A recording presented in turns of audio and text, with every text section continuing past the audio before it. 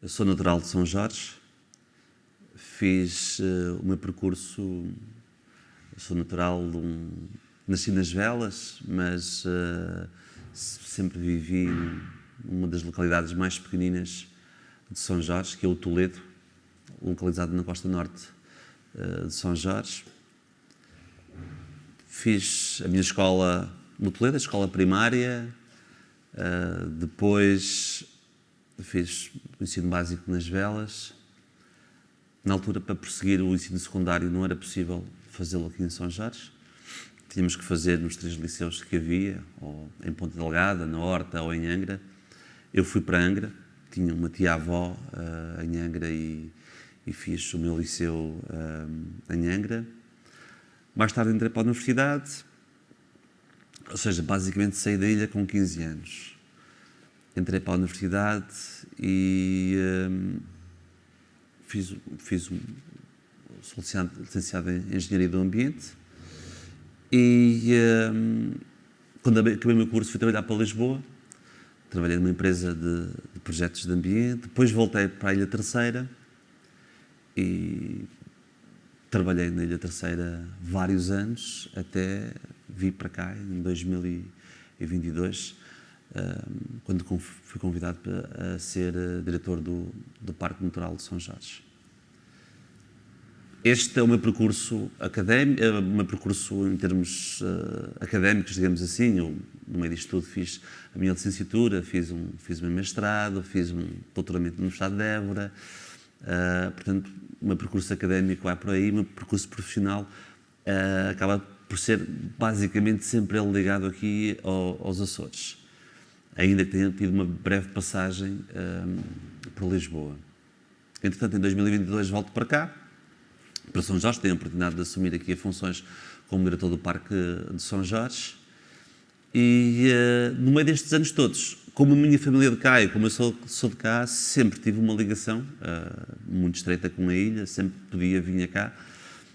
Obviamente temos a limitação, mesmo vivendo numa ilha aqui ao lado, temos que apanhar um avião ou um barco para cá chegar, não é o mesmo que pegarmos num carro e irmos à nossa cidade, visitar a nossa família, mas eu vinha sempre 3, 4 vezes por ano aqui. Sempre tive uma ligação muito estreita com as minhas raízes, com a minha família, com os meus amigos, com os meus vizinhos. E a minha ligação com a terra é desde o nascimento. O meu pai era agricultor e ele era o agricultor típico que havia há 30, 40 anos. Agora, quando vemos a parte da agricultura, normalmente as pessoas são mais viradas para a pecuária, para a produção de leite e carne, em que as famílias vivem exclusivamente daquilo. No tempo do meu pai, os agricultores eram um bocadinho diferentes. Todos tinham algumas vacas, não eram muitas, não eram essas grandes explorações de agora. O pai tinha 6, 7 vacas, mas cultivávamos de tudo, desde as vinhas, o milho. Minha mãe fazia o pão em casa, como quase todas as senhoras da vizinhança. Tínhamos a fruta da época. Portanto, era uma agricultura de subsistência, sim. O dinheiro provinha, efetivamente, do leite que o pai vendia durante o ano e de algum gado que vendia, mas depois tinha toda aquela subsistência que nós tínhamos, desde a parte da horta, desde a parte da fruticultura, desde a parte do cereal, até a parte da viticultura. Era uma coisa interessantíssima porque era muito transversal e era comum. Portanto, todas as pessoas tinham uma sua adega. Ora bem, como eu já vos disse, eu sou da costa norte. É a povoação a maior altitude dos Açores, cerca de 545 metros a nível do mar. Uma povoação extremamente ventosa, úmida. A costa norte de São Jorge toda ela é inóspita devido ao seu relevo. Mas então as pessoas recorriam às fajãs, que é o ex-libris aqui da ilha, E havia um regime de semi-nomadismo, ou seja, não era só na zona onde eu vivia, era praticamente por toda a ilha. E semi-nomadismo porquê? Porque as pessoas de inverno, quando o clima era agressivo, não conseguiam cultivar, nem conseguiam ter horta nas zonas mais altas. Só conseguiam ter os produtos frescos junto ao mar, junto dessas mesmas fajãs. Então as pessoas tinham duas casas. Tinham a casa principal, que tinha melhores condições, e tinham aquilo que eles chamavam casinha. Obviamente dependia de fajã para fajã. No nosso caso eram umas casas rurais, muito pequeninas e muito pouco confortáveis, em que se passava uma pequena temporada de inverno, uma temporada curta de inverno. Muitas dessas pessoas desciam com animais, justamente por as pastagens, sobretudo da vertente norte, não terem erva naquela altura, então desciam com alguns animais, com as vacas. Não havia pastagens, as vacas comiam naquela altura ramagens, eras, portanto, restos de biomassa, de aparas de sebes. Obviamente não as levavam todas, levavam algumas quantidades, e era ali que se conseguia produzir, nos meses de inverno, as couves e outras hortícolas que eram essenciais à alimentação. Assim como também o inhame, que faz parte da dieta do jorgense, provinha também das fajãs. Ainda se lembra desse nomadismo? Ainda apanha isso? Esse nomadismo acabou com o terremoto de 80, e eu apanhei aquela fase de transição. Era muito pequenino. No meu caso, já não me lembro de ficar propriamente na fajã. Lembro-me das pessoas ainda irem com os animais lá abaixo, mas na fajã, que é ali lá da Ponta Furada, onde os meus pais tinham os seus terrenos, só me lembro deles irem lá com as vacas, mas nós já não ficávamos, porque como foi pós-terremoto de 80, havia aquela consciencialização na população que não era seguro ficar na fajã, não era seguro pernoitar na fajã, e esse mito aguentou ali alguns anos. Noutras fajãs na ilha, com outras condições, provavelmente não aguentou tanto tempo. Naquelas onde eu fui criado, isso permaneceu, e o que aconteceu foi que a própria vida foi modificando. A estrutura das famílias e das explorações com a entrada de Portugal na Comunidade Europeia passou a ser diferente. Portanto, já nenhuma família subsistia com 7 vacas. O trabalho que se tinha, aquele trabalho extra que se tinha nas vinhas, nos pomares, já não era rentável. As pessoas passaram a ter outro tipo de empregos, outro tipo de rendimento, outro tipo de condições, e isso reflete-se no abandono das fajãs. Portanto, as fajãs mais pequenas foram sendo progressivamente abandonadas. Sem dúvida nenhuma que o terremoto de 80 foi a alavanca, foi o despertar desse acontecimento. Por isso é que hoje em dia, ainda que julguem que vão encontrar muitas fajãs, e encontram muitas fajãs, a maioria foi abandonada. E se não foram abandonadas, estão em vias de ser abandonadas. Algumas ainda mantêm os trilhos, por resiliência da população ainda há uma pessoa ou outra que cultiva as suas vinhas, mas tudo aquilo que já foram pequenas aldeias junto ao mar, a maioria delas desapareceu. E não é aquilo que vós já encontram hoje.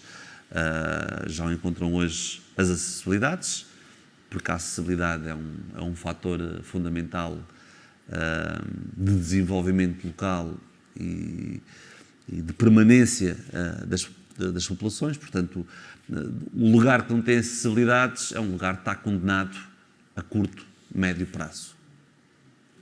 Tem noção quantas pessoas da sua escola que estudaram consigo tiveram também essa oportunidade de sair da ilha para estudar?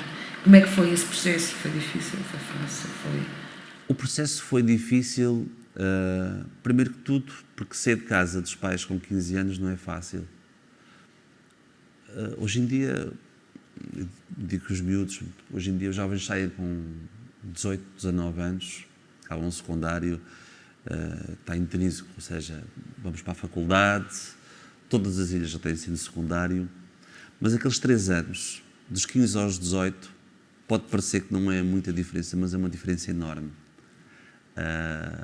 Quem se lembra de fazer o secundário, aqueles 3 anos do secundário era um tempo de redescobrimento, seja lá em que cidade for, em que vila for. É um tempo que se passa de uma adolescência para uma juventude. E faz muita diferença. Eu saí com 15 anos e saí uma criança. Eu saí uma criança com 15 anos. Era muito difícil estar longe da família com 15 anos. A verdade é que eu fui para o seio também de uma tia-avó que me acolheu, que me tratou quase como uma mãe. E acontecia muitos colegas que iam para a casa de familiares que estavam divididos nessas 3 ilhas, em São Miguel, no Faial e na Terceira. Mas havia colegas meus que não tinham ninguém para ficar. Portanto, os pais pagavam um quarto, ou como se vê na faculdade, era assim. Mas que com 18 anos, 19 anos, ainda podemos jantar na faculdade ou almoçar. Com 15 anos, a escola secundária não fornece jantares, dá o almoço, mas não há o jantar. Ou seja, não é fácil aquele processo de ter que lavar a roupa, ou seja, faz-nos ser adultos mais cedo. Eu não passei por isso, mas tinha colegas meus que passaram. Posso-vos dizer que, quando cheguei ao 9º ano, eu acho que metade das pessoas, estamos ali a falar em 93, 94, metade da minha turma saiu para estudar. Havia essa consciencialização por parte das famílias, da geração dos meus pais, que tinha que haver um esforço extra por parte dos pais, aqueles que tinham algumas possibilidades, para os filhos terem outra oportunidade. E achavam que essa oportunidade era, efetivamente, a formação. Porque toda a situação que eu descrevi, da agricultura, desse nomadismo, isso implicava um esforço enorme, um trabalho de sol a sol. Eu estava no Liceu de Angra, que era o segundo maior, depois da escola. Bem, Ponta Delgada tinha Domingos Rebelo e as Laranjeiras, que eram escolas secundárias muito grandes. Mas não havia essa diáspora, nós encontrávamos no aeroporto. As turmas, não havia uma turma do 10º ano com os alunos de São Jorge, eles estavam totalmente distribuídos. E não havia esse encontro, como por exemplo nós encontramos na faculdade, quando vemos um grupo de espanhóis, eles juntam-se sempre, não havia esses grupinhos de jorgenses,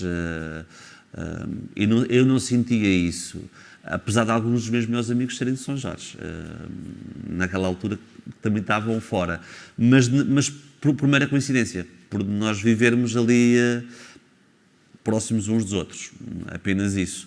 Não sentia essa diáspora que me está a querer dizer que se calhar acontece, que se vê na faculdade com grupos de alunos de espalopes, ou de cabo-verdianos, ou de angolanos. Eu não sentia isso e digo-vos, na altura o Liceu de Angra tinha 100 ou 200 alunos de São Jorge. E não se juntavam mais? Não. Juntavam-se, havia uma residência de estudantes, que tinha não só alunos de São Jorge, mas tinha da Graciosa e de outras ilhas, julgo que a maioria era São Jorge e Graciosa. Como eu estava numa residência, acredito que houvesse alguma comunidade entre eles, como ainda hoje em dia existe na faculdade, nas residências de estudantes, em Coimbra vê-se nas repúblicas. Mas isto, atenção, estamos a falar de maior parte de adolescentes, alguns já tinham se calhar maior idade, mas pronto, eu nunca fiz parte desses grupos de diáspora, nem os sentia. Que memória tem daquele terremoto e o que aconteceu a seguir? A minha memória é muito curta, porque eu era muito pequeno na altura, nem tenho memória em si do acontecimento. Mas tenho umas memórias de crescer nos anos 80 a ouvir falar do terremoto, dos cuidados que se tinha em ir para as Fajãs, nos primeiros anos, penso que o primeiro e o segundo ano, as feijães foram, principalmente, e vou-me reportar à zona onde morava, foram mais ou menos abandonadas. Algumas casas foram, dessas casinhas, quase todas elas sofreram danos.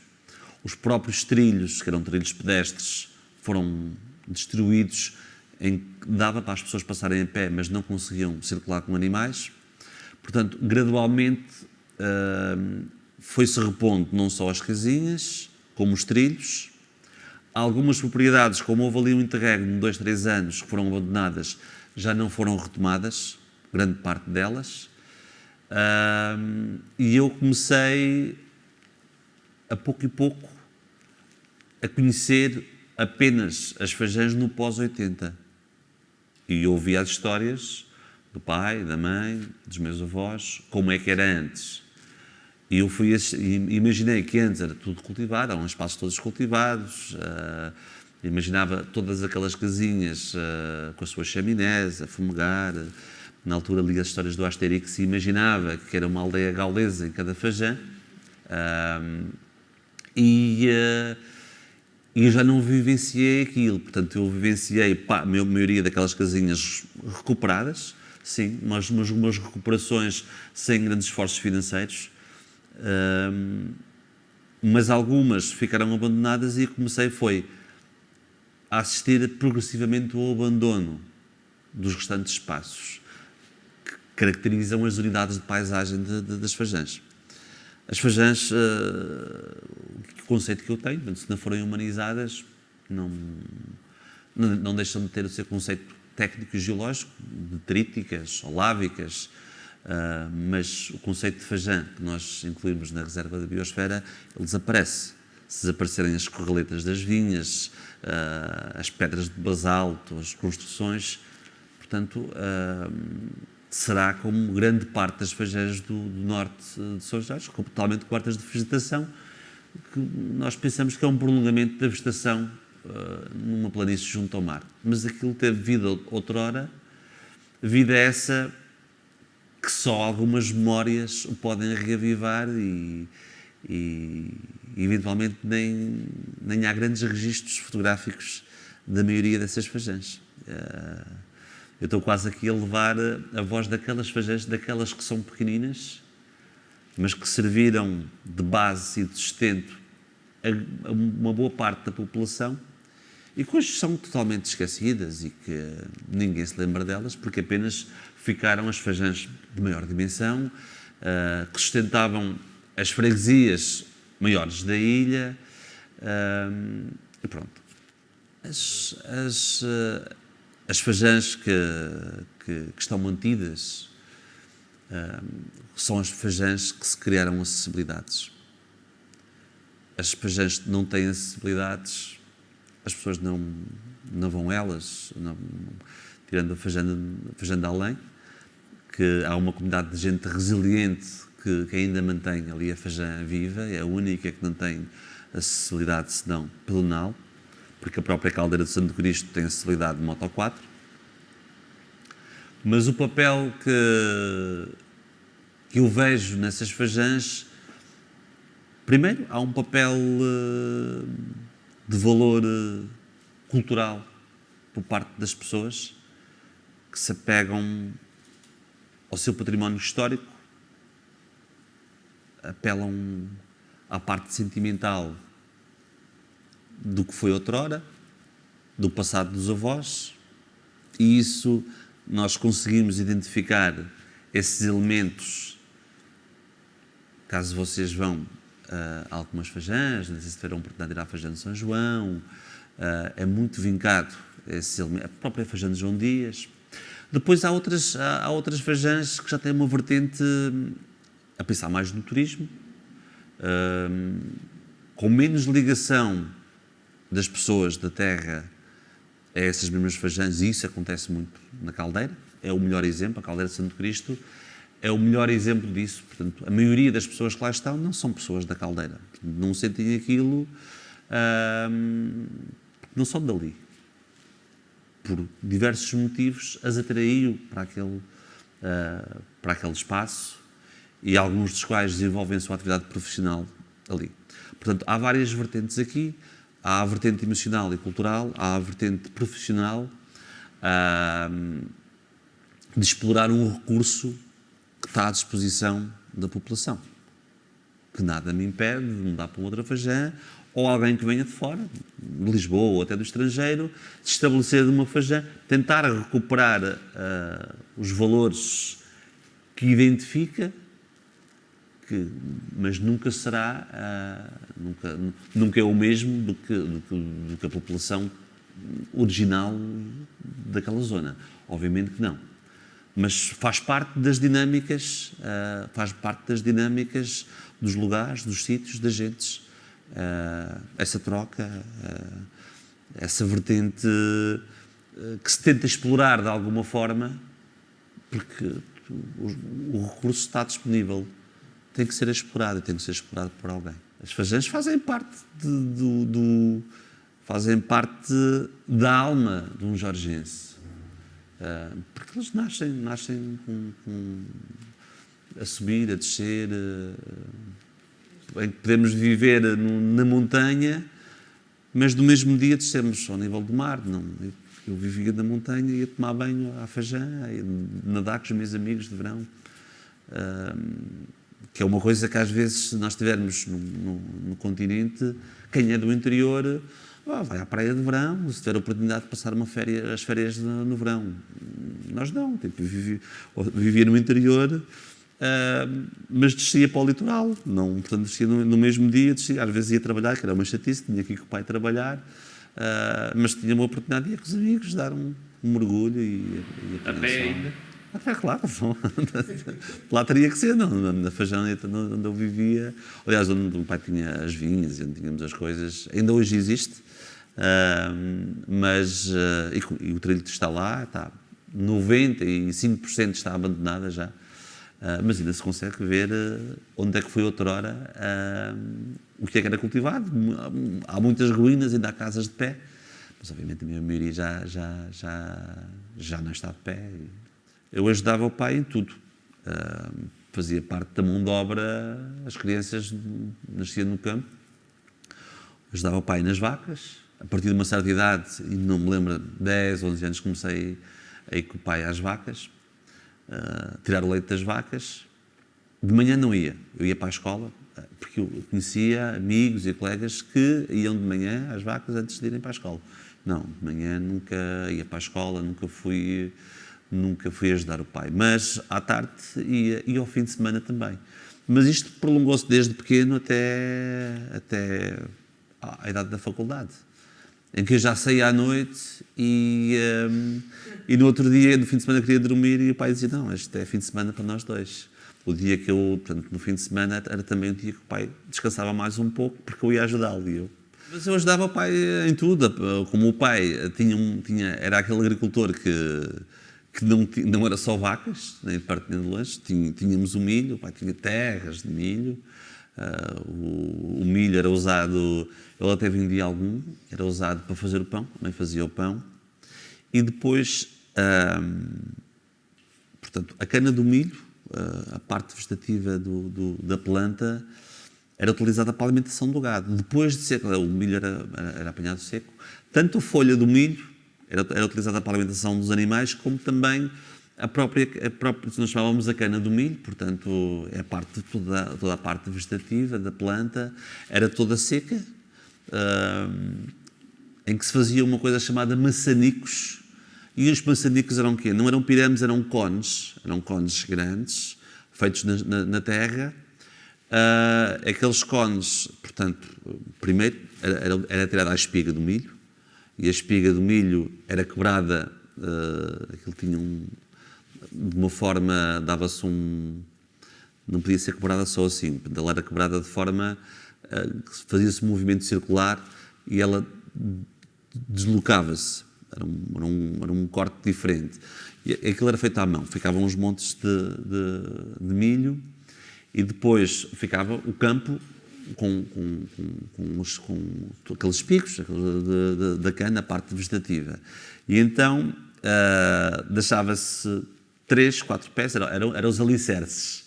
de milho, portanto, da cana do milho, e cortava-se toda a outra à volta e ia-se fazendo uma espécie de pirâmide. Ia-se fazendo uma espécie de pirâmide, ia-se amarrando, e no final levava o que eles chamavam uma capa, que também era a cana do milho, mas todas muito juntinhas para subsistir ao inverno. Portanto, se chovia, aquilo escorria completamente e a parte de fora até apodrecia. Mas quando tirávamos aquela primeira camada, que eram todas sobrepostas, a cana por dentro estava toda douradinha. As folhas estavam todas douradinhas, ou seja, ela tinha secado no escuro ali dentro. E mesmo com a chuva, mesmo com a umidade, era feito de tal forma que só a parte externa que não era aproveitada, todo o resto era aproveitado. Se viesse um temporal muito grande, os 3 ou 4 alicerces que eram os pés de milho, às vezes eram arrancados. Outras vezes ficavam ali na terra, aguentavam o inverno todo. Eu ajudava o pai, não só na parte do cereal, ajudava o pai nas vinhas, ajudava o pai na batata. Meu pai teve durante muitos anos, 30 anos, tinha um negócio de batata, ou seja, nós produzíamos batata para consumo próprio, e o excedente o pai vendia. Mas o pai já plantava, já semeava uma área maior, justamente a pensar em vender. E nós tínhamos 2 épocas, tínhamos batata sempre fresca, portanto, de inverno semeava-se na Fajã, para se estar a colher agora, a batata nova. E depois, na zona alta, em maio semeava-se para colher em agosto. Portanto, havia sempre um ciclo da batata. O meu pai tinha várias atividades paralelas que compensavam o pouco rendimento que tinha nos animais, no preço do leite. O leite era em sistema de cooperativas, as rendas eram em sistema de cooperativas. Não sei se já alguém explicou o sistema das rendas, que era um sistema muito interessante, ou seja, se o ano fosse bom, ganhava o agricultor e ganhava o rendeiro da terra, porque o valor era pago em canadas, que era uma medida antiga, que já alguém falou sobre isso. Eu acho que era um sistema único, que isso está-se a perder, agora é um valor fixo. Então tínhamos várias fontes, havia uns extra, o pai vendia laranjas, no tempo da laranja vendia batatas, tínhamos outros tipos de fruta que não vendíamos, a maçã, os pêssegos. Eu ajudava o pai em tudo o que ele tinha. Eu, a minha irmã, portanto, o impacto que, quando Portugal adera à Comunidade Económica Europeia, vamos nos reportar aqui aos Açores. Como o meu pai era agricultor, passa a ter um impacto direto na política agrícola comum. Ou seja, a PAC daquela altura começam a haver os primeiros subsídios. As pessoas nem sabiam, era subsídios, vinham subsídios. Começa a ser apresentaram as primeiras propostas dos parcelamentos. Portanto, a ideia já era ir diminuindo progressivamente os pequenos agricultores, transformá-los em médios agricultores e depois grandes agricultores. Ou seja, obviamente não era sustentável termos comunidades inteiras com 4, 5, 6 vacas a sustentar uma família. A ideia era progressivamente, nós não sabíamos na altura, ninguém se apercebia, mas era haver uma transição, e essa fazia parte da PAC no país todo, não era só em Portugal, uma transição do mundo rural, aumentar a dimensão das explorações para lhe dar mais sustentabilidade dentro de um quadro europeu de competitividade. Então isso começou a ser feito com subsídios e, obviamente, quando começam a haver os primeiros subsídios, o rendimento das famílias começa a ser maior. É inegável. Começa a ser maior. As famílias, essa fonte de renda extra que seria para investir na própria exploração, as pessoas canalizaram para aquilo que necessitavam, ou para reformar a sua casa, ou para comprar um carro novo, ou para colocar os filhos a estudar. Porque faz parte da liberdade, nós temos o nosso dinheiro, a nossa fonte de receita, nós priorizamos aquilo que entendemos. Temos essa liberdade. Eu vou receber passo a receber um subsídio das minhas 7 vacas. Se eu entender que que essa minha fonte extra é para colocar o Pedro a estudar, eu vou colocar o Pedro a estudar. Se eu entender que, se calhar, não tenho que comprar mais vacas, ou tenho que alugar o terreno do vizinho que vai entrar na reforma. Depois houve no meio disso tudo, e isso aconteceu também na pesca, houve propostas da União Europeia, que era justamente para ir diminuindo o número de agricultores. O espaço seria sempre o mesmo, vamos reparar, isto é como uma riqueza, o espaço é sempre o mesmo, e então, ao acabarmos com alguns agricultores, os terrenos deles vão ser utilizados por outros. A ideia passava um bocadinho por ser assim. E então, uma das situações que, para além dos subsídios e do aumento de renda, era os agricultores que chegavam aos 55 anos, durante ali uns anos, passavam a ter uma pré-reforma, digamos assim. Na altura as pessoas achavam que era uma pré-reforma, não era. Na verdade era um complemento, era um valor que era dado durante 10 anos. Porque ao fim dos 10 anos as pessoas entravam, o agricultor já entrava na reforma. E então houve imensa gente que aderiu a aquilo que tinha a ver pela área. Lembro-me dessa altura, o pai passou a ter 500 euros, acho que era assim, 500 ou 500 e poucos euros por mês. Isto foi naquela altura que, um bocadinho antes de entrarmos no euro, ainda era em contos, portanto seria 100 contos ou 100 e tal contos. Lá em casa, o pai, enquanto agricultor, nunca tinha recebido aquele dinheiro a trabalhar o ano todo. Portanto, toda a gente esperava chegar aos 55 anos para poder oferir aquela renda. Só que aquela renda era um valor fixo. Se era muito dinheiro no início, ao fim dos 10 anos, quando estava a chegar ao fim do prazo, já não significava o mesmo, porque a inflação tinha crescido. Mas com isto, e sem as pessoas se aperceberem, portanto, era uma forma hábil também das pessoas irem deixando aquela atividade, e proporcionavam que os terrenos e o efetivo bovino, transitasse para outro agricultor, nomeadamente para os mais jovens. Houve alguns que transitou de pais para filhos, outros não. O caso do meu pai, vendeu a um vizinho nosso. E o vizinho, que era mais pequeno, cresceu, e foi assim que se passou de uma população rural em que 70% da população, aproximadamente, estava ligada à exploração da agropecuária.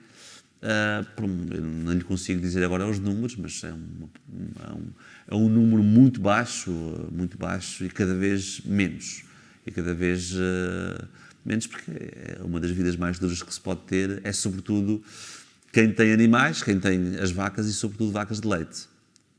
Que não há, costuma-se dizer, não há fim de semana, não há férias, e é preciso tirar leite de manhã e é preciso tirar leite ao final do dia.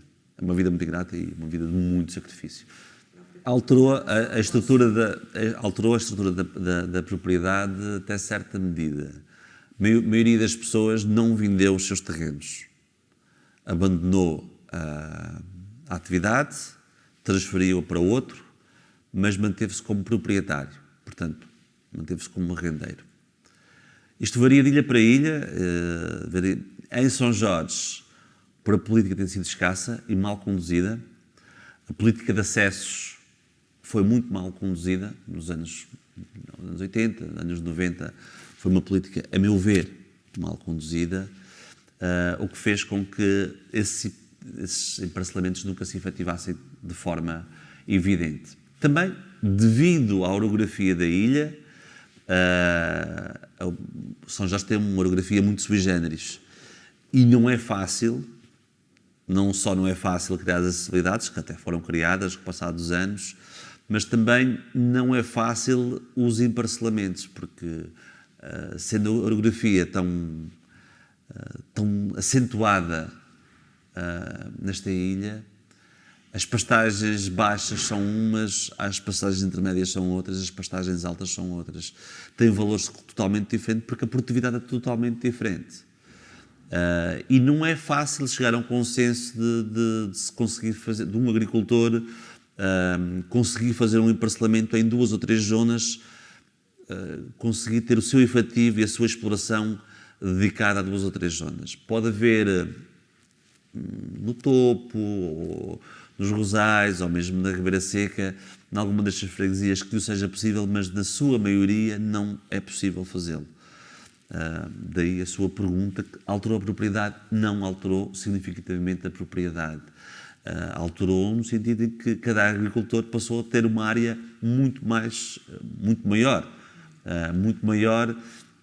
mas a propriedade em si mantém-se mais ou menos dos mesmos donos e mais ou menos distribuída da mesma forma. A paisagem mudou nos últimos anos, a paisagem mudou e mudou sobretudo nas zonas onde não foram criados acessos. Quando é filmado a ilha, é filmado sobretudo as zonas que têm acessibilidades.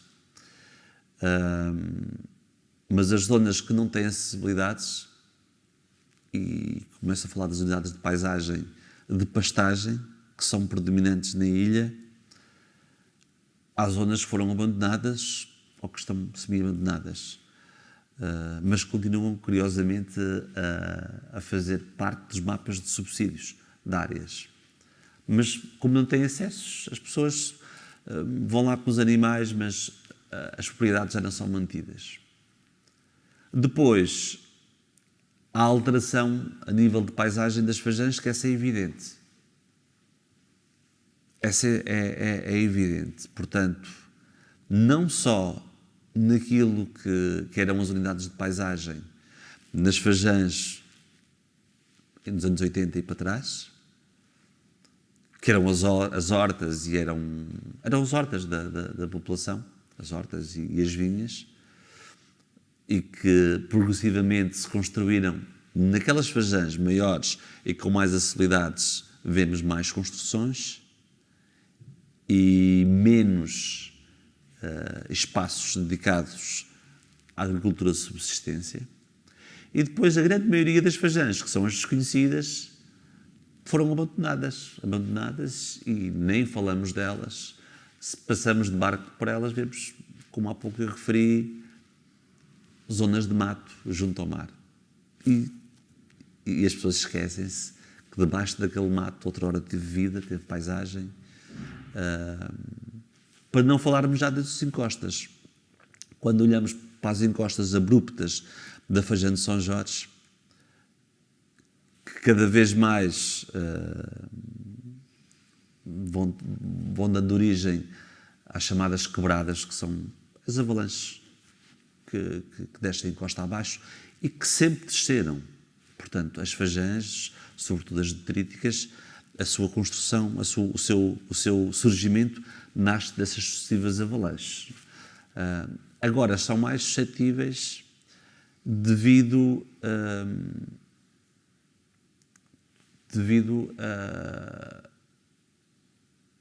à floresta que as envolve. Portanto, todas as árvores, primeiro com algumas exóticas que foram introduzidas, nomeadamente o Pittosporum undulato, que cresce em alturas muito grandes, não há controle por parte da população. Não, é impossível fazer o controle destas mesmas vertentes. No passado, esse controle era feito por necessidade, porque não havia combustível. O combustível era a lenha. E onde é que se adquiria lenha em São Jorge? Eram nessas vertentes. Aquela lenha toda era transportada para as aldeias, para as povoações, para as freguesias, ou então para utilizar na própria Fajã. Além de utilizarem essa biomassa para alimentar o gado, porque era utilizado de inverno para alimentar o gado, também as árvores de maior estrutura eram utilizadas para a lenha, porque era o combustível que havia na altura. Não havia outro combustível. Havia eventualmente o óleo de baleia, o petróleo, mas para eliminação apenas dentro das casas, mas a comida era cozinhada, era com lenha, e era esse o combustível que era utilizado nas casas em São Jorge. O Pittosporum é uma invasora da Nova Zelândia, e ela na Nova Zelândia, portanto, encontra-se no seu estado natural, não é invasora. Cá, da mesma forma que agora encontramos muita roca de velha, a conteira, que veio dos Himalaias, é uma baixinha que prolifera agora por todo o lado. Isso, portanto, essa planta é uma invasora terrível. Ela foi introduzida no século XIX no jardim do José do Canto, portanto, naquele final do século XIX, aquele frenesim de ter aqueles jardins exóticos com plantas que vinham de todo o lado, e aquilo rapidamente se tornou uma infestante, uma praga, e com o passar dos anos os pássaros comem sementes e depois dejetam em todo o lado. O controle daquilo é uma coisa... não há forma de controlar aquilo, na minha ótica. Mas vamos voltar ao Pittosporum undulato. O Pittosporum undulato ocupa... tem a ver com a semente. Aquela semente tem uma enzima que inibe o crescimento das outras. Ela cresce mais alta que toda a restante vegetação. Encontrou aqui um clima ideal e a floresta laurisilva tem muita dificuldade em proliferar à volta do incenseiro. Curiosamente, quando há uma quebrada, e a Maria João há de reparar, quando vir uma quebrada, a floresta nativa é pioneira, portanto, faz parte de uma sucessão primária, tanto com a Erica azórica, com a Morela faia. Elas rapidamente, as endémicas, rapidamente ocupam aquele espaço e vão ser a sucessão primária. Com o passar do tempo, o Pittosporum vai começar a ganhar avanço sobre elas. Pronto, isto para dizer que o Pittosporum, o incenso era utilizado para a alimentação dos animais. Portanto, há 40, 50 anos atrás, 60 anos atrás, não era visto como... Nem havia o conceito de invasoras nem exóticas. Era visto como realmente uma linhosa com uma utilidade tanto para a alimentação do gado como para a utilização como combustível, como lenha. As pessoas faziam o controle. As pessoas faziam controle sem saber que estavam a fazer controle. E da mesma forma que as ervas daninhas, o controle era feito não por uma questão estética, mas por uma questão de necessidade, porque era necessário manter os quintais arranjados para poderem plantar as suas coisas. Não, nós podemos agora olhamos as coisas de uma forma mais estética, mas a estética existia, a manutenção das pessoas, as unidades de paisagem eram mantidas, eram estimuladas por necessidade da população e não por dar uma estética à paisagem. Eu vejo essa candidatura à reserva da biosfera como uma tentativa de manter e valorizar os aspectos do património histórico, da preservação da biodiversidade e, ao mesmo tempo, proporcionar ferramentas que estimulem, de alguma forma, a manutenção de certas práticas e a manutenção do valor patrimonial e o valor e a riqueza da biodiversidade que neste caso, que a Ilha de São Jorge tem. Há várias linhas de ações nesse sentido.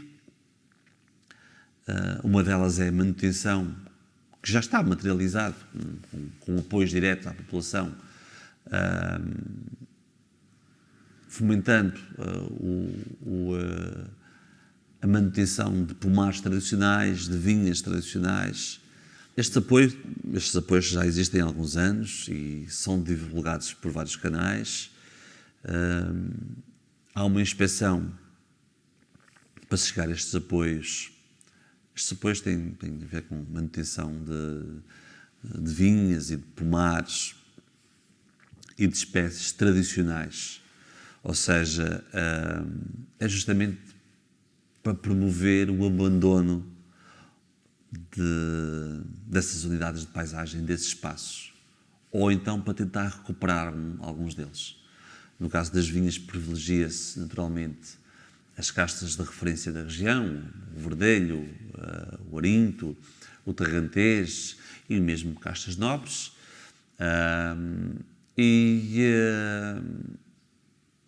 Mas o objetivo principal e primordial é realmente que as unidades de paisagem se mantenham, que os espaços se mantenham ou que se tente recuperar parte deles.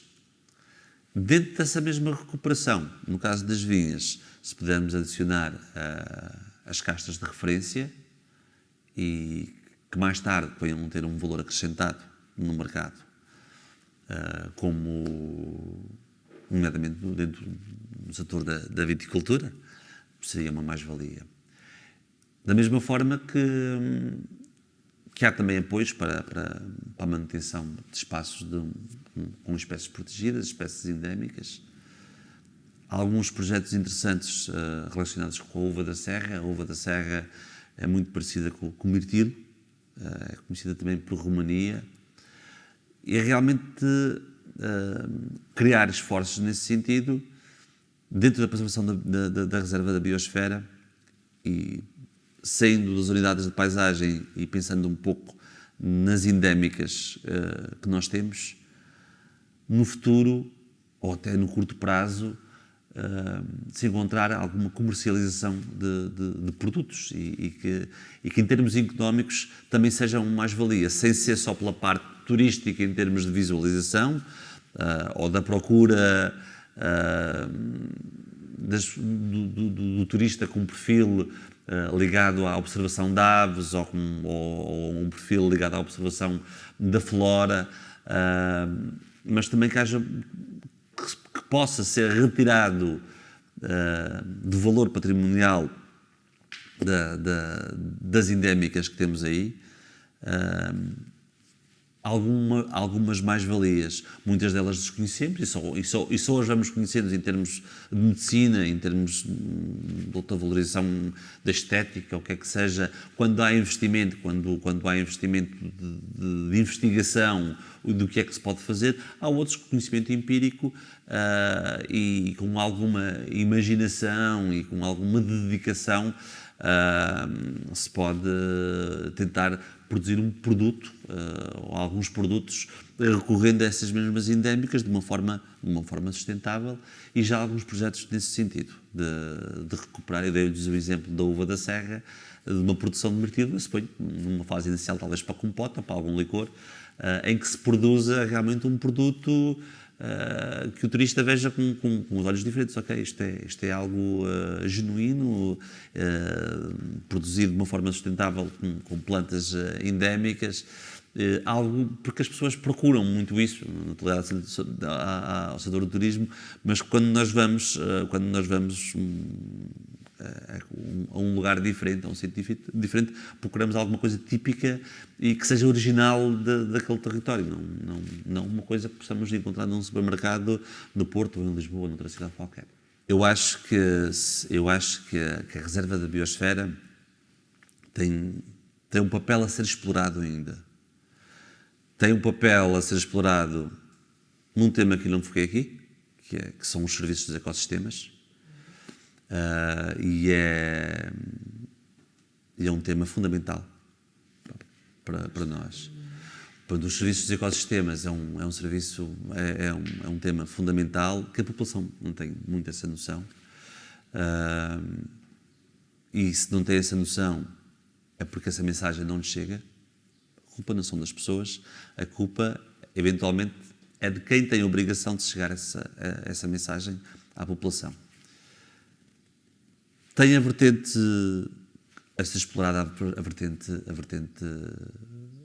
económica, porque a própria visão de sustentabilidade de um espaço, uma visão sistémica, com uma interligação entre a economia, entre a biodiversidade ou a ecologia, digamos assim, e o ramo humano e a sociedade. Portanto, esta interconexão e os equilíbrios que se podem estabelecer daqui é que vão promover essa sustentabilidade dos recursos, que é um tema difuso. É difícil, mesmo nos dias de hoje, alguém se pronunciar e ter uma definição clara e nítida do que é o desenvolvimento sustentável, o que é a sustentabilidade dos recursos. Muda década para década. Agora vamos falando, estamos a falar da necessidade da nossa independência energética, na transição para energias limpas. Agora a independência energética, com a guerra na Ucrânia, cada vez mais é pertinente, e os países da Europa, agora maior investimento que é feito nesse sentido. Agora, o que é que a reserva da biosfera pode nos trazer? Primeiro que tudo, a ideia, não só partindo, eu acho que há vários vetores ali a serem explorados. O serviço dos ecossistemas, a manutenção de valores culturais, históricos e patrimoniais. Agora, a forma como esta marca, como é que isto vai chegar a quem nos visita e, sobretudo, a quem cá está. E a ideia que eu tenho é que a população que vive na reserva da biosfera não entende, desconhece, não sabem o que é a reserva da biosfera. Se os senhores chegarem a Angra do Heroísmo, onde eu vivi muitos anos, a Évora ou a Guimarães, eles todos reconhecem porque é que a sua cidade é património mundial. As pessoas reconhecem, sentem isso. Não, vivemos na cidade de património mundial. Agora, se perguntarem à população, eu não sei nas outras ilhas, mas eu sinto isto aqui, mas você sabe que vive aqui na reserva da biosfera, a maioria das pessoas, uns podem-vos dizer que sabem, que até já ouviram quando saíram do avião da reserva da biosfera, mas se lhe perguntarem o que é que acham que é, não lhe vão saber responder. Não lhe vão. Ou seja, esta mensagem ainda não se colheu dentro da população o que é que se pretende, porque se calhar não há ainda, a política não está muito clara do que é que possa ser. Eu vejo isso também com os colegas das restantes reservas da biosfera a nível nacional.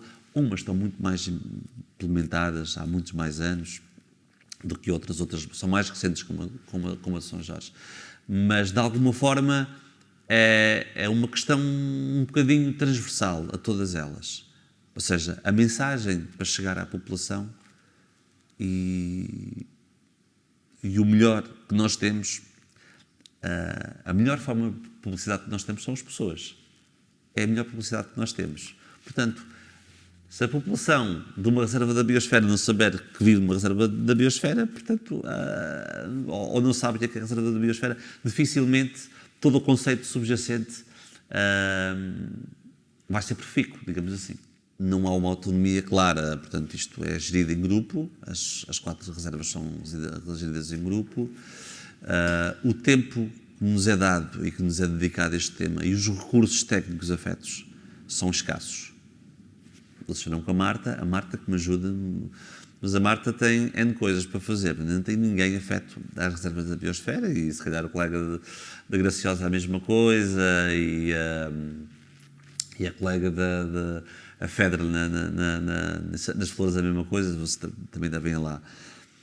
Apesar do André ter-se dedicado bastante mais à reserva de biosfera, porque tem tido mais tempo a ilha mais pequenina. Nós temos a ideia é envolvermos o mais possível os stakeholders locais. Às nossas reuniões que nós fazemos, temos envolvido, temos feito visitas a várias entidades que se querem juntar à marca da Reserva de Biosfera. Já se foram feitas várias ações, provavelmente com o tempo, analisando as coisas, também ouvindo os nossos parceiros, ouvindo os colegas das restantes reservas da biosfera. Por isso também é importante participar, ver o que é que os colegas vão fazendo e também retirarmos ideias do que é que podemos fazer cá. Mas uma coisa é certa, se não se conseguir envolver os parceiros e os stakeholders locais, é muito difícil fazer o que é que seja.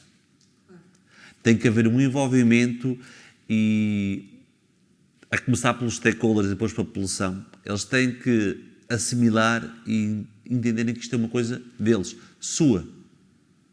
Porque senão, ter um tipo que é diretor, até faz uma reunião, faz um workshop, mas Nós vivemos numa sociedade que não é participativa e a sociedade portuguesa, não são os açorianos em particular, o nosso povo não é um povo participativo, não é, seja lá em que ponto seja. Nós não somos participativos, não faz parte da nossa gênese. Para sermos participativos em alguma coisa, às vezes é quase uma obrigação, porque temos que ir. Obviamente que há gente dedicada a movimentos associativos que o fazem com grande empenho e com grande gosto. Claro que sim, mas é a exceção, não é a regra. A exceção não é a regra. Mas vai ser o mesmo, ou seja, de alguma forma vamos ter que contornar, penso eu, que vai ter que ser contornado, vai ter que se envolver de alguma forma a parte cultural, a parte ir à procura de onde é que as pessoas, onde é que elas vão por gosto, quais são os setores que elas vão por gosto, e eu acho que é ali que tem que se chegar. Além de termos os stakeholders, muitos têm, porque querem ter uma marca da reserva da biosfera nos seus produtos, mas é preciso chegar às pessoas, é preciso chegar aos valores culturais e tradicionais que eles desenvolvem, promovem umas festividades de música. Então, a reserva da biosfera tem que chegar e tem que se ligar de alguma forma àqueles valores, para que progressivamente as pessoas vão incorporando esse conceito e a ideia da reserva da biosfera, e poder haver uma definição mais clara, o que é, para que é que serve, o que é que todos podemos beneficiar. Não só quem cá está, como quem nos visita. Acha que os produtores de produtos locais, de produtos regionais, adeririam e achariam importante a utilização desse selo das reservas da biosfera de Feijão de São Jorge, dos seus produtos? Sim. As principais marcas da ilha já o utilizam. Nomeadamente a indústria da conserva, o queijo e outras já o utilizam. As principais indústrias, o principal setor aí já o utiliza. E eu acho que isso é um mais-valia. Vejo como uma mais-valia. Se bem que agora discute-se muito se vai haver um selo reserva da biosfera Açores, se vai continuar a ser individualizado por ilha. Não, há essa discussão. Porque, entretanto, já há uma série de marcas que se sobrepõem. Depois há a marca Açores, portanto, há uma série de marcas que eu não tenho conhecimento em termos de comunicação e de marketing, mas eu, enquanto consumidor, realmente, se me darem um produto cheio de marcas, ali com marca disto, marca boa, às duas por três fica um bocadinho meio embaralhado e faz lembrar aquelas camisolas das equipes brasileiras que têm 50 marcas da mesma camisola, às vezes nem sabem bem que cor é o equipamento. Portanto, o excesso de poluição visual não é uma poluição visual, mas eu acho que a marca, eu não acho, tem que ser definido para alguém do marketing. E estudado. Portanto, é difícil para mim estar a dar uma opinião sobre uma área que eu não domino. Agora, o que eu sei é que há várias marcas Açores em cima umas das outras. É mais a reserva da biosfera. Tem que haver ali, um equilíbrio. Cada vez mais a pessoa gosta de olhar para o rótulo, tem que ter segurança naquilo que está a consumir, e isso a União Europeia é exímia, tem sido exímia na segurança que oferece aos seus consumidores. Portanto, que eles entendem que é uma mais-valia, sim. Depois há outra questão que nós já colocamos aqui várias vezes, que é depois como é que se faz o controle dessas marcas. Não é só atribuir a marca, depois como é que é feito esse controle dessa marca. Quem é que faz o controle da marca da biosfera? Porque neste momento não há. Há um certo requisitos. Se o Pedro obedece aos requisitos, sim senhor, é-lhe dado a marca da biosfera ao seu produto. Mas depois, quem é que controla aquele produto? Sei lá, isso é como o vinho de Porto, como eu, produtor nos anos 80 de vinho de Porto, era a África do Sul. Os apoios que já existem em termos de manutenção das vinhas, dos pomares tradicionais, já vão um pouco nesse sentido. Obviamente que Ainda se trata de uma agricultura biológica, não há nenhuma certificação disso, mas as próprias condições que já são impostas embora não haja um controle efetivo na qualidade do produto, o controle que há é no espaço em si, na manutenção do espaço, não no que é produzido depois. Eu acho que deveria haver um acompanhamento naquilo que é produzido, de alguma forma, mas para isso era preciso criar normas, algum quadro normativo para poder haver esse acompanhamento e essa qualidade, para sabermos se o Pedro pode manter a sua marca ou não. Esse quadro normativo não está devidamente regulado, não está regulado. Portanto, sob esse determinado tipo de características, se é reconhecido pelos stakeholders envolventes que o seu produto é um produto com interesse local portanto, neste caso não é bem para exportação, porque a maioria, os produtos de exportação é o atum e é o queijo. A carne, julgo, como não há nenhum matador cá, a carne sai daqui viva e depois é exportada, é abatida, os animais são abatidos noutra ilha e são vendidos de outra ilha, portanto sai daqui. Não há a reserva da biosfera para esses animais. Mas depois o controle, sim, mas o controle precisa ter um quadro normativo e precisa ter recursos técnicos que o façam no campo. Há variedades locais agrícolas com germoplasma único e com seja. Entendo que isso seria interessante fazer, ou já é feito. Não sei se já será. Já é feito. Eu não estou ligado ao Germobanco, mas a própria Secretaria do Ambiente tem técnicos superiores que fazem recolhas de sementes. E eu, quando estive na Universidade dos Açores, e trabalhei muitos anos na Universidade dos Açores, conhecia colegas ligados às sementes do Germobanco. Eu sei que eles fazem recolha, portanto, de milho, de espécies autóctones, mas não vou pronunciar sobre esse trabalho existe, se é bem feito, se não é bem feito, não tenho forma de me pronunciar sobre ele. Quais são os grandes desafios para este território? E como é que a reserva da biosfera pode ajudar? Olha, eu julgo que o grande desafio para este território é não perder mais população.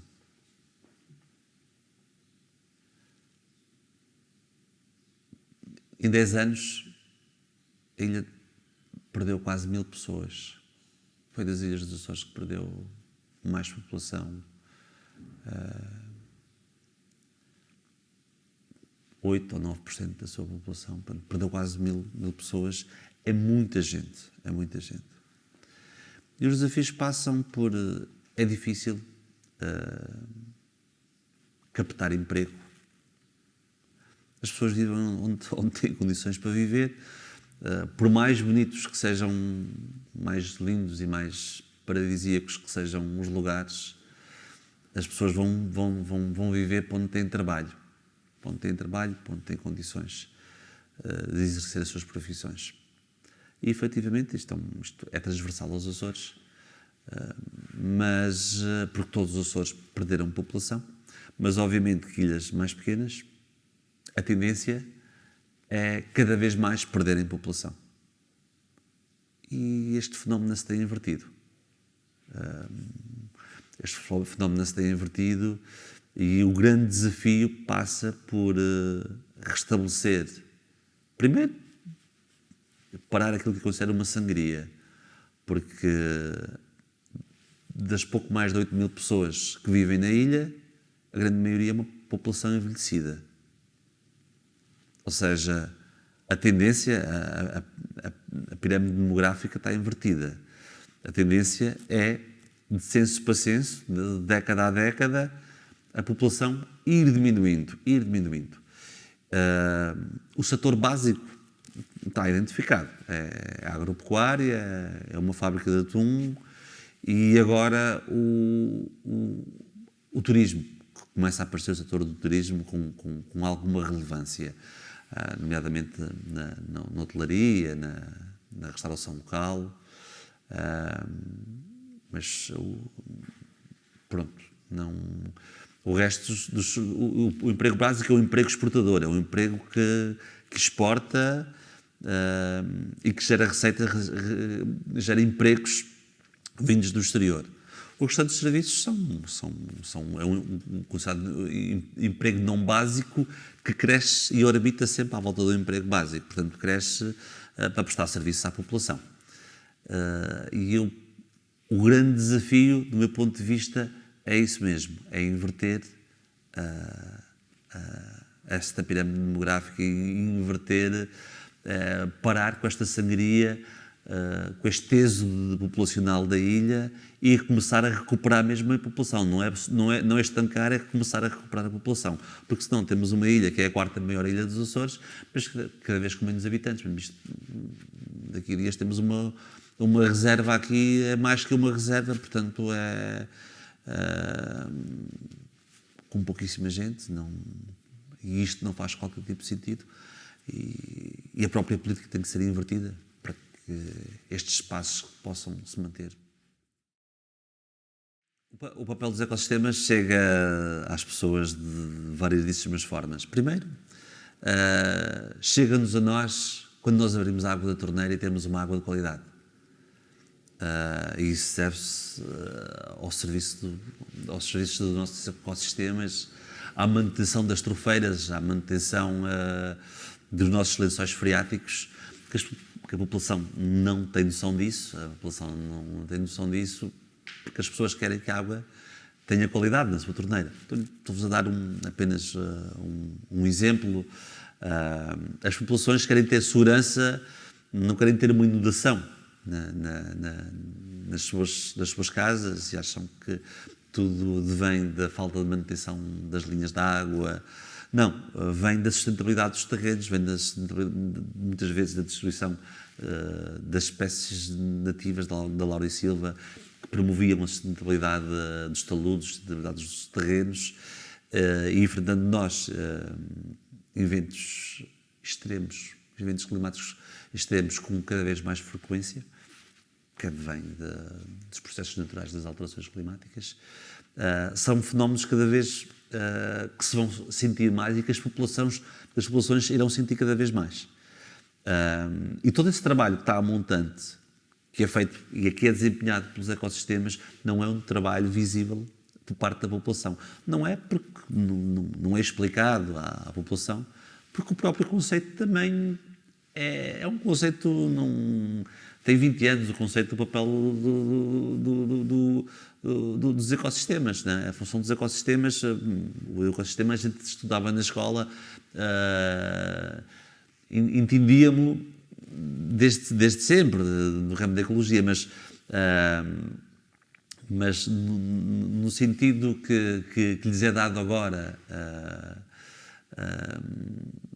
é um sentido que nunca tínhamos pensado, em que se calhar chega-se ao ponto que a população tem que pagar, ou tem que haver, da mesma forma que há um subsídio para a manutenção de uma pastagem da produção agrícola, certamente pode haver um subsídio para a manutenção de uma trofeira, para a manutenção de uma floresta de laurisilva, porque ela tem um benefício para a sociedade, um benefício enorme para a sociedade, um benefício que não é traduzido numa receita monetária, mas é traduzido no bem-estar da população. Essa sua pergunta não é nova. O valor dos ecossistemas, eu trabalhei 13 anos ou 14 anos como economista. O conceito dos sistemas ecossistémicos começa com os dinamarqueses nos inícios dos anos 90. É um conceito dos nórdicos. Chegar a um valor, tem que chegar a um valor. Eu acho que esse valor, numa sociedade mais solidificada como a nossa, eu acho que é mais fácil chegar a esse valor. Da mesma forma que se chega a um valor da despesa do saneamento, vem na fatura. nós pagamos todos a contribuição aí do audiovisual, uma coisa que nos é impingida. Ainda pagamos aquilo, pronto, porque não termos uma despesa ali em termos dos valores dos ecossistemas? Claro que sim. Bem, isto é quase como o dinheiro do carbono, não é? Das emissões de carbono. Eu não entendo muito bem como é que aquele dinheiro... nunca cheguei a entender. Ouvi várias explicações e nunca cheguei a entender. Mas pronto, talvez a minha ignorância. Agora, isso é... Não duvido nada. O que eu tenho dificuldade em entender, Maria João, é... que eu defendo o direito da propriedade das pessoas, é você ter um terreno, efetivamente, numa zona protegida, e acontece-nos aqui, eles vêm pedir porque querem fazer maneio daquele terreno. Porque querem receber o subsídio e querem produzir ali carne, leite. E depois nós temos que dizer que não, porque tem uma trofeira, porque tem floresta de laurisilva, não sei o quê. Os tipos não entendem, então o terreno é meu. Pronto, ok. Esse proprietário tem que receber um apoio para não produzir, porque o facto dele não produzir, ou daquele terreno está a ser utilizado como uma trofeira para a filtragem da nossa água, ou seja, o papel do terreno dele é um serviço ecossistémico. É um serviço ecossistémico, ele está a beneficiar toda a sociedade. Ele tem que ser compensado por isso, da mesma forma que o outro indivíduo ao lado, o vizinho ao lado é compensado para produzir vitelos, gordos. Tem que ser compensado da mesma forma. Porque senão essas pessoas veem o ambiente de uma forma restritiva, que condicionaliza e não conseguem entender. Não conseguem entender e não se consegue chegar lá. O que significa para mim é que a Reserva da Biosfera é um reconhecimento, e é um reconhecimento internacional